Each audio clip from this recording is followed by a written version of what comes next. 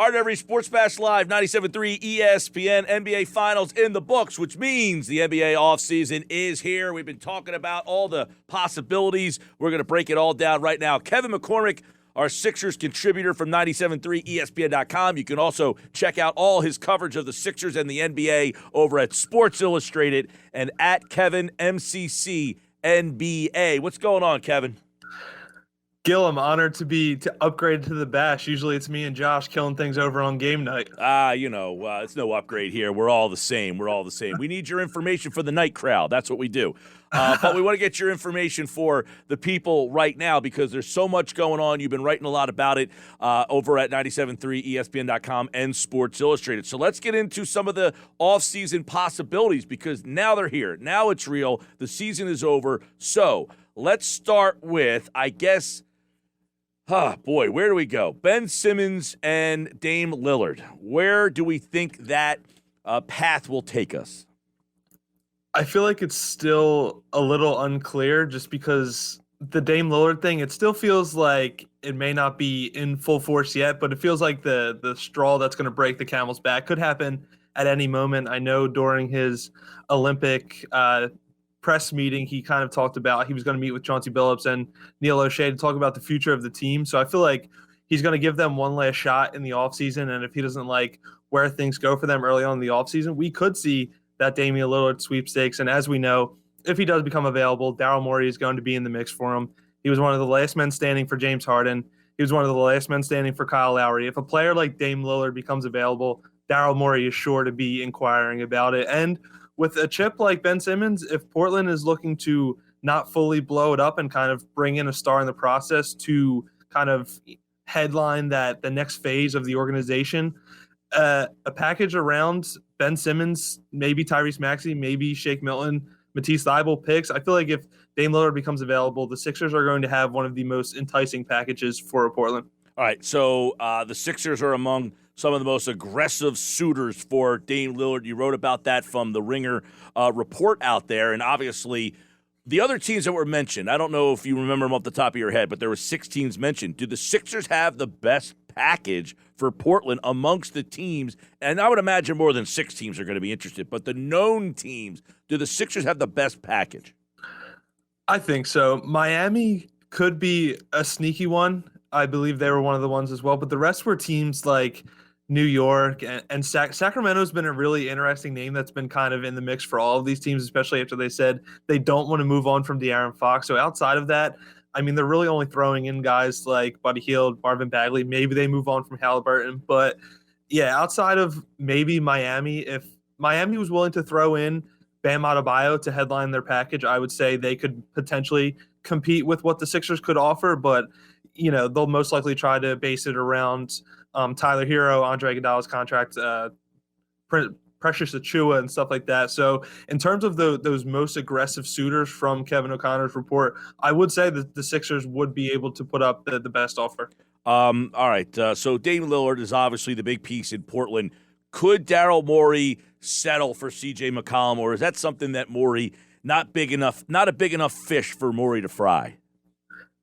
I feel like he would wait just because even when he first got here, he kind of talked about not doing moves for the sake of doing them. He's only going to do them if they increase the team's chances and make them more of a title contender. So I feel like if you strike out with Damian Lillard, that maybe you stand firm and potentially bring Ben Simmons back on the Sixers next season. There's been reports of that it's not confirmed that Ben Simmons is going to be gone. I feel like it's more likely at this point, but there could be a chance that he brings him back. Daryl Morey is one of the best at what he does. And I really don't see him trading Ben Simmons for the sake of trading Ben Simmons. Yeah. He will wait for a better offer, whether it's a Bradley Beal or a Zach LaVine or a more enticing target from that. So I don't know if C.J. McCollum's necessarily the needle mover.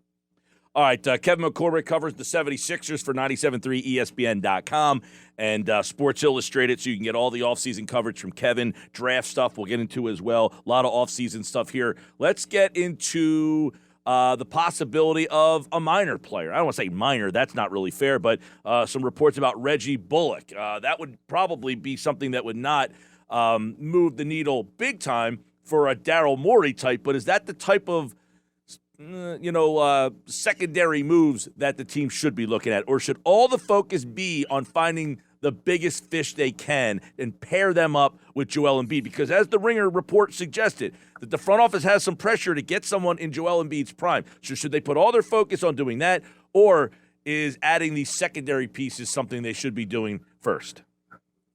I would say you kind of have to find that happy balance. Obviously, a majority of the focus should go to a big play like that because, as we know, superstars run the league. You don't become a championship team by making lateral moves. You make it for, going for the big swing. Look at Milwaukee, what they did last offseason, throwing all their chips in for Drew Holiday, and it netted them a championship a season later. So, yes, obviously, most of the focus should be going towards Damian Lillard and be on that front. But you also have to look at the big picture.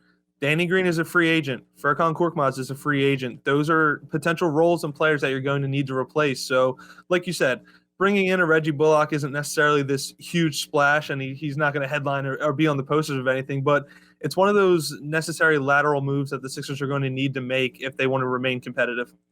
Are there any names in the Reggie Bullock vein, I guess, same level that are out there that interest you? I know that a couple of Norman Powell opted out. I don't think you can bring him in. I don't think the Sixers don't have money to be a player for someone to that level, right? But are there other guys that intrigue you? Maybe Will Barton from Denver. I agree with you on the Powell thing. I'm a Will Barton fan, by the way. I like him. Listen, Will Barton and Norm Powell, both guys on the market now that the Sixers were linked to at the deadline. I don't know if they'll be able to afford Powell now. That's a sign and trade deal, right? Yeah, they could potentially land a Norman Powell in a sign and trade depending on what Portland would be willing to do. But Will Barton is a name I like. Patty Mills is another one that I'm very big on. I actually wrote about it for SI about Matisse Thybulle potentially recruiting him while they're over in Tokyo in the Olympics. I feel like Patty Mills' name has been tied to this team for a while. Reggie Bullock, all of those names. Buddy Hield now with the Kings rumors with Ben Simmons. I feel like all of these regular names are circulating again. But listen, Patty Mills should be a very interesting name, similar to kind of what Danny Green brought in the sense of he comes from that San Antonio system. He was around for all that winning, that success. He understands what a team needs to do to take that next step. He fits a role that they need of he could be your sixth man and kind of anchor that second unit. He can facilitate an offense. He can also score for himself. And then you could also run him with that starting lineup and play him alongside a Joel Embiid, a Tobias Harris. So I would say kind of in that mid-tier free agency range, Patty Mills might be at the top of my list. All right, Kevin, obviously everybody's anticipating something happening with Ben Simmons. But if something does happen with Ben Simmons, is it draft night, sooner, later? I would have to say later. I think when you're dealing with such big names at play, deals like this kind of don't happen overnight. We saw how long the Harden saga dragged out for, I think, with, being in the offseason and not being as pressured of being in season, that teams are going to wait and kind of stack up all their chips and see how things play out. So I expect this Ben Simmons saga to go well into the offseason and maybe push up into training camp. All right, there's a lot there that we talk about the Ben Simmons report and obviously all of the trade rumors there. What about Tobias Harris? In your opinion, is there any potential Morey pulls the trigger and finds a partner for Tobias Harris? He found someone for Al Horford last year, for God's sakes.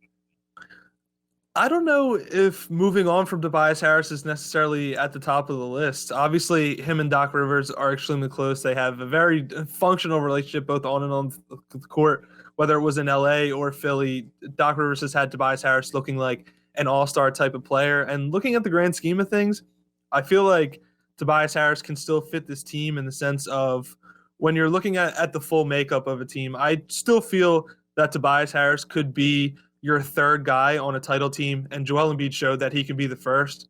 So I think in whatever you decide to do with Ben Simmons, you kind of need to find that middleman between the two of them. So I think in terms of being that quote-unquote third star, that Tobias Harris fits into that role very nicely. Yeah, I agree with that. I'm just wondering if there's a move to be made to give you the cap flex. I don't know, get cap flex because you got to bring the same salary back, but maybe cut some years off, or if someone's just willing to do much like last year. Hey, are you willing to take? I don't hate Harris. I don't think, but to me, he's not Middleton. I think that's the problem. The Sixers' problem to me is they don't have a Middleton. I don't have a problem with Simmons being what he is. He can't. The free throw shooting's got to be fixed, but they're going to lose a lot defensively if he goes. They're going to lose a lot of versatility. They're going to lose a lot of playmaking. They're going to lose a lot in the open court.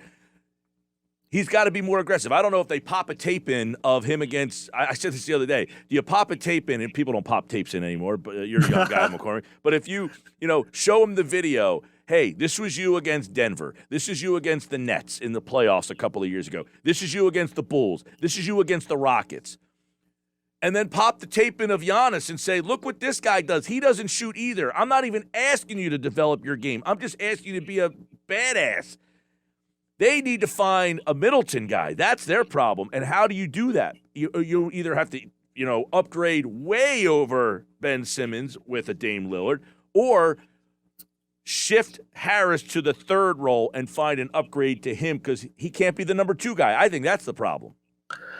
Yeah, I feel like that kind of reared its head in the postseason. The Ben Simmons thing is interesting, especially comparing him to Giannis, just because him and Giannis, while they could be similar, they're so very different. Giannis is just of a different mindset. A lot of people say they're built different, but I will say that Giannis has shown that he really is built different. Well, Kevin, it's the internal will and want that you innately have or don't. Giannis has it, Ben doesn't. And that's, I don't want to say it's a knock on Ben. He was not born with that internal will and want. You're not born with that. That's something that you innately have. You can't buy it. You can't get it. You can't be taught it. It has to be in you. And so far, that is not in Ben Simmons. It is in Giannis. And that's what separates two guys who are flawed offensively and are very limited offensively. Giannis he took 20 shots in the charge area.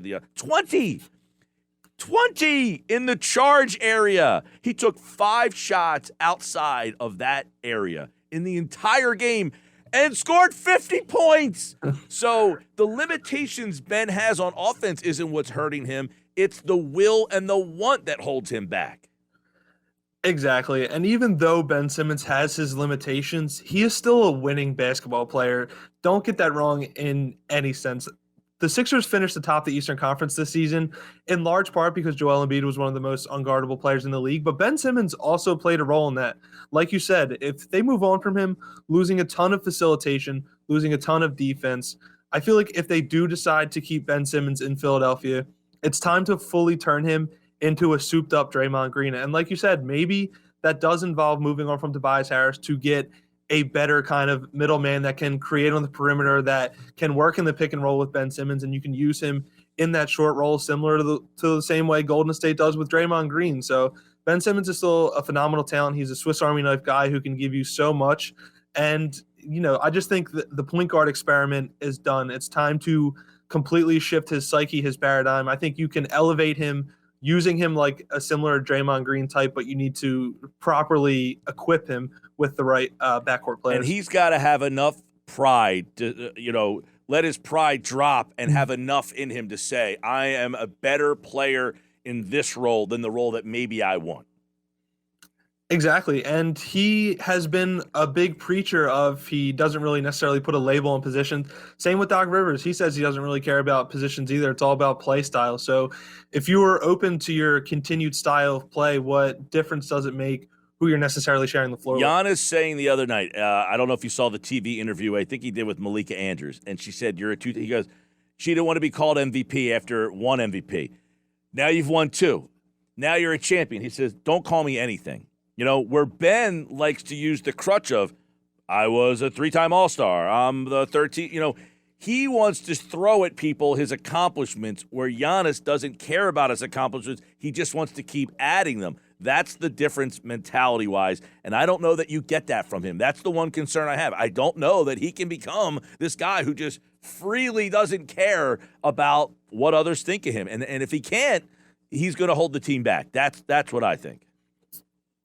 It's clear that his battles were between the ears. He even said it himself during that Atlanta series. A big part of what came from his deficiencies in the postseason was mental through the hack-a-ben and stuff like that. And that is a situation where it could be necessarily tough to fix. I know before the bubble, Jackie McMullen came out with a report that he was seeing a sports psychologist. So I don't know if he that was something he stopped, or maybe he might want to ramp up moving forward. But I agree. It's interesting because when you, like you said, if you go back and you look at the tape of Ben Simmons from his 40-point barrage in Utah to, other impressive showings in the past, and then you go to that Atlanta series, it's almost like it's two different human beings in the same body. Kevin, it's amazing. I talked about this yesterday. The guy averages almost 16 points a game in his career. And everybody out there will say he's limited, he doesn't shoot, he doesn't do that, You don't score 16 points by accident in the NBA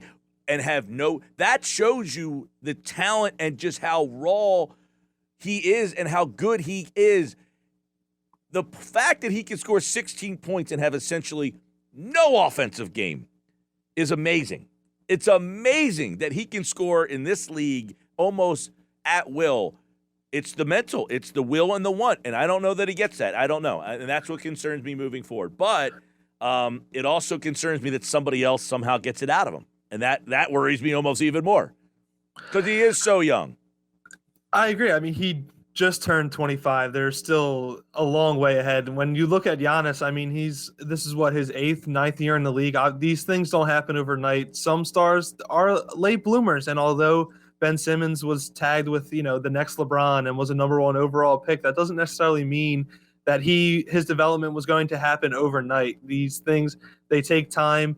And, it's just at the point now where the Sixers don't necessarily have the patience anymore because Joel Embiid has inserted himself into the upper echelon of the NBA elite. He was, arguably the MVP this season. He's in his prime now. And as we've seen in the past, big men don't have these long of careers. So it's one of those, the Sixers are in between this rock and a hard place of, that Ben Simmons still has this limitless potential, but you have to strike while the iron's hot because Embiid is showing now that these are his peak seasons. Kevin McCormick, 97.3 ESPN.com, Sixers contributor, Sports Illustrated, covers the Sixers in the NBA, at Kevin MCC NBA on Twitter. Follow him there. Check out his draft list of guys that he likes for the Sixers. The NBA draft a week from today. Wow. Holy mackerel, that flew up on us quick. And then the summer leagues right after that. So we have the Olympics, the draft, summer league, and then we'll be back to the NBA. And, of course, all these Ben Simmons Sixers rumors will be settled by then, we think. Or maybe he'll start the season on the team, and they'll be talking about it all season up to the trade deadline to see if they move him. All right, Kevin, good to catch up with you, man. Thanks a lot for having me on, Gil. You got it. Kevin McCormick here on the Sports Bash, like all guests here on the Sports Bash, brought to you by Matt Blatt Kia. At Matt Blatt Kia, they want to get you approved today. Matt Blatt Kia, 6211 Black Horse Pike in Egg Harbor Township. All right, when we come back, Phillies with a terrible showing last night, a terrible showing in the 2-game set against the Yankees. So now what? We had good vibes on Monday, bad vibes today. Bob Wankel from Crossing Broad, who covers the Phillies, will join me to discuss coming up next.